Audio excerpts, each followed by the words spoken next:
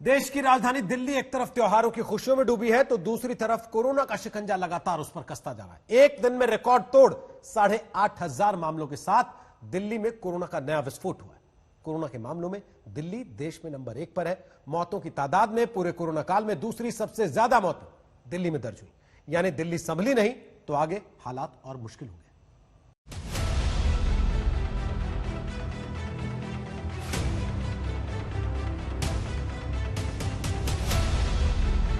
Test करने का भी पीक है, रिकॉर्ड है। एक दिन के अंदर इतना ज़्यादा टेस्ट कर पाना बहुत बड़ा काम है। Average death is less than 1% for last 10 days.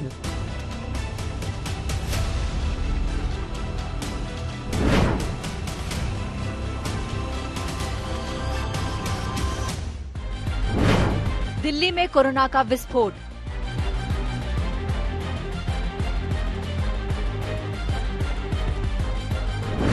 तीसरी लहर का दिल्ली पर बड़ा वार।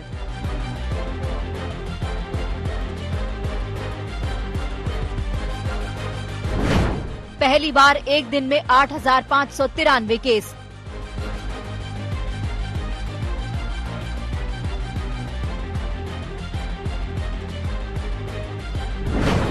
नहीं संभली तो पछताएगी दिल्ली।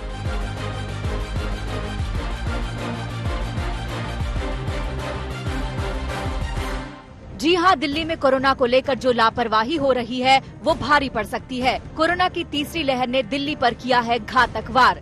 जरा देश भर के आंकड़ों और दिल्ली के एक दिन के आंकड़ों पर नजर दौड़ाइए, आपको पता चल जाएगा कि कोरोना का कैसा महाविस्फोट दिल्ली में हुआ है। कल पूरे देश में कोरोना के 44,281 मामले सामने आए और दिल्ली में कोरोना केस की तादाद रही 8,593, यानी पूरे देश के करीब 20% मामले अकेले दिल्ली में आए। दिल्ली में पहले ही कोरोना की तीसरी लहर आने की बात कही गई थी, लेकिन ये लहर इतनी खतरनाक होगी इसका अंदाजा नहीं था। अब दिल्ली सरकार दलील दे रही है कि टेस्ट ज्यादा हो रहे हैं, इसीलिए केस ज्यादा आ रहे हैं। जब पिछली बार ही पीक आया था, 44,000 के करीब पीक था, उससे अब जो टेस्ट हो रहे हैं, तब नंबर ऑफ टेस्ट जो थे उससे लगभग 3 गुने टेस्ट अभी चल रहे हैं। तो इसलिए ये कहना कि भी उस पीक से कंपेयर करने के लिए थोड़ा सा फर्क पड़ेगा कि नंबर ऑफ टेस्ट बहुत ज़्यादा है, बहुत ज़्यादा टेस्ट किए जा रहे हैं। और जहाँ तक ये कि भाई टेस्ट देखो, कल भी 60,000 से ज़्यादा टेस्ट किए गए, 64,000 से भी ज़्यादा टेस्ट किए गए, जो कि मुझे लगता है टेस्ट करने का भी पीक है, रिकॉर्ड है। एक दिन के अंदर इतने ज़्यादा टेस्ट कर पाना बहुत बड़ा काम है।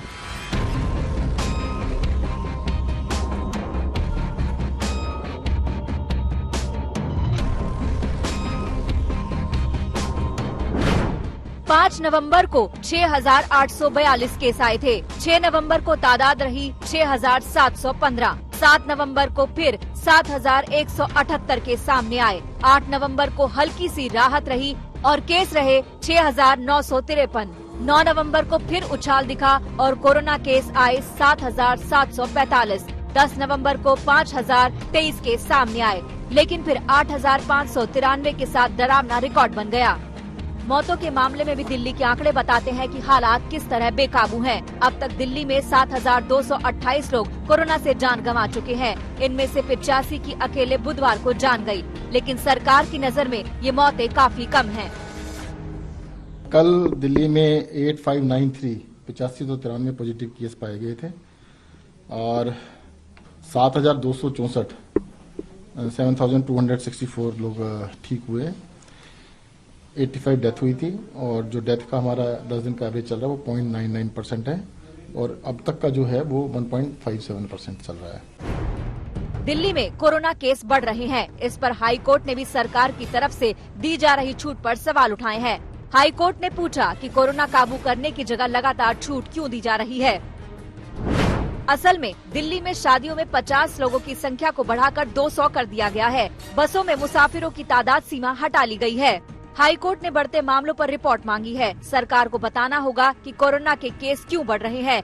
दिल्ली सरकार चाहे जो जवाब दे, लेकिन दिल्ली में सरकार और लोगों दोनों के लिए ही ये संभलने और कुछ करने का वक्त है। पंकज जैन और कुमार कुणाल के साथ पूनम शर्मा, दिल्ली आज तक। विशेषज्ञ भी चेतावनी दे रहे हैं कि दिल्ली में हालात बिगड़ रहे हैं। अगर त्योहारों के सीजन में ऐसी ही लापरवाही चली तो हालात बेकाबू हो जाएंगे। दिल्ली सरकार जो कह रही है कोरोना के ज्यादा केस इसलिए दिख रहे हैं क्योंकि टेस्टिंग ज्यादा हो रही है।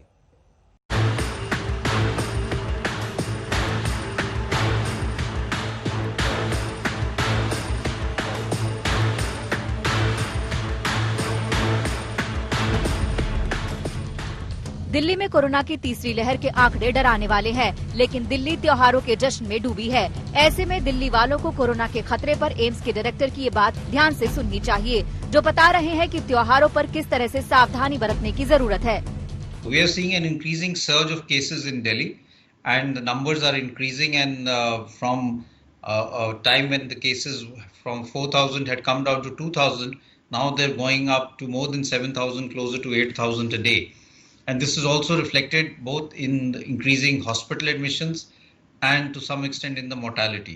So there is a need to be extra careful in Delhi, and what it means is that we need to make sure that there is no crowding and people wear masks in when they are in markets or in functions in which there are crowds. Delhi में प्रदूषण चरम पर है। आज भले ही कुछ राहत मिली हो, लेकिन बीते एक हफ्ते में AQI 400 से 500 तक का आंकड़ा छूता रहा है। विशेषज्ञ चेता रहे हैं कि इससे खतरा और बढ़ जाएगा। If you have high levels of air pollution, especially during the winter months, then because of pollution and what we call inversion, pollutants stay at ground level for a longer period of time, and the virus can also survive for much longer period, and therefore because of all of this can spread to other people. Also, air pollution itself causes inflammation in the lungs. It causes inflammation in blood vessels, and this has been documented in large number of studies. Delhi सरकार को high court फटकार लगा चुकी है, लेकिन अब भी सरकार कह रही है कि मौतों की तादाद कम है। वेंटिलेटर की कमी पर तो सरकार दलीलें दे रही है कि वेंटिलेटर की जरूरत ही नहीं है। जो डेथ का हमारा 10 दिन का एवरेज चल रहा है वो 0.99% है, और अब तक का जो है वो 1.57% चल रहा है। बेड जो ऑक्यूपाइड है वो लगभग 8500 बेड ऑक्यूपाइड है, और 8000 के करीब बेड हमारे पास अभी अवेलेबल हैं। कोविड के इलाज के अंदर वेंटिलेटर, अब ये पूरे दुनिया में सिद्ध हो चुका है कि वेंटिलेटर दो तरह से यूज किया जाता है। एक तो वेंटिलेटर को ऊपर से लगा के बाईपैप की तरह से यूज किया जाता है, और दूसरा इंट्यूबेट करके गले से छेद करके किया जाता है। जो इंट्यूबेशन है उसको अब अवॉइड किया जा रहा है, तो वेंटिलेटर की जरूरत इंट्यूबेशन में मिलनी चाहिए होती है। हमारे पास जो आईसीयू बेड्स हैं they are equally good.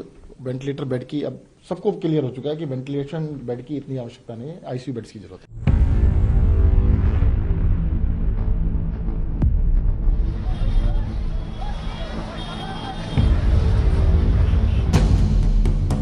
Delhi सरकार भी मान रही है कि दिल्ली फिलहाल कोरोना केस के मामले में पीक से गुजर रही है। सरकार उम्मीद कर रही है कि अब केस कम होंगे। एवरेज वीकली जो एवरेज चल रही है वो अब तक की पिछले 3-4 महीने में हाईएस्ट है। 3 महीने के अंदर हाईएस्ट चल रही है, 13% के करीब वीकली एवरेज आ रही है हमारी। तो ये मुझे लगता है डेफिनेटली वीक के बाद कम होना चाहिए। दिल्ली सरकार को कोरोना के काबू में आने की उम्मीद है, लेकिन विशेषज्ञ कह रहे हैं कि इसके लिए कोशिशें भी करनी होंगी। दिल्ली से पंकज जैन के साथ ब्यूरो रिपोर्ट आज तक।